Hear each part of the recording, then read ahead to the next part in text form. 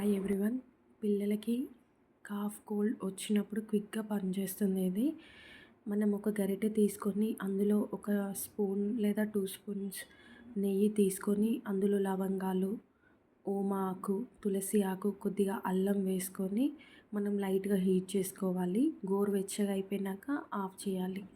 చూడండి నేను చూపిస్తున్నాను ఇక్కడ.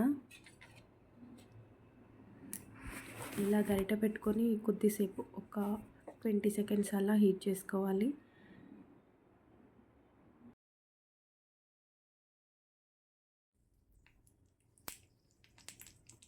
ఫిఫ్టీన్ టు 20 సెకండ్స్ ఇలా హీట్ చేసుకున్నాక చూడండి కంప్లీట్గా హీట్ అయిపోయింది ఇది. ఇప్పుడు ఆఫ్ చేసి మనం కొద్దిగా తాగిపించాలి.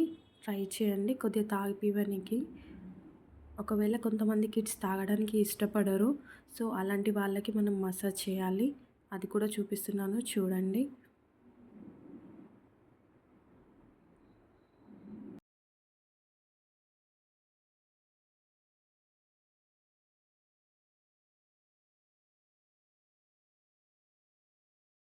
మనం హీట్ చేసుకున్న ఘీ ఆయిల్ ఉంది కదా, దాన్ని చెస్ట్ దగ్గర మసాజ్ చేయండి 2 హ్యాండ్స్తోని. ఇలా చేయడం వల్ల ఏంటంటే పిల్లలకి వాళ్ళకి బ్రీతింగ్ తీసుకోవడానికి ఈజీగా ఉంటుందన్నమాట.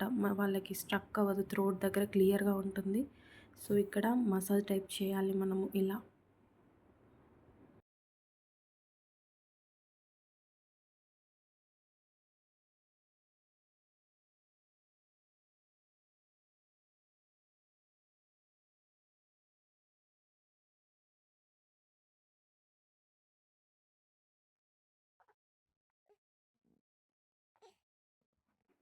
బ్యాక్ కూడా మసాజ్ చేయాలి. ఇలా మసాజ్ చేయడం వల్ల వాళ్ళకి చెస్ట్ అనేది క్లియర్ అవుద్ది. అంటే మ్యూకస్ అనేది క్లియర్ అయిపోద్ది. ఫుట్స్ కూడా మసాజ్ చేయాలి. అలాగే హ్యాండ్స్ కూడా మసాజ్ చేసుకోవాలి. ఇలా బాడీ మసాజ్ చేస్తే పిల్లలు రిలాక్స్ అవుతారు. వాళ్ళు కోల్డ్ ఉండి ఈజీగా గెట్ ఇన్ అవుతారన్నమాట. ట్రై చేయండి.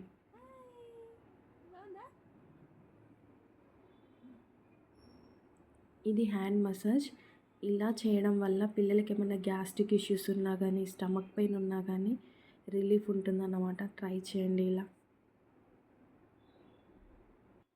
ఇలా హ్యాండ్ మసాజ్ చేస్తే పిల్లలకి కొలిక్ పెయిన్ అనేది రాదు.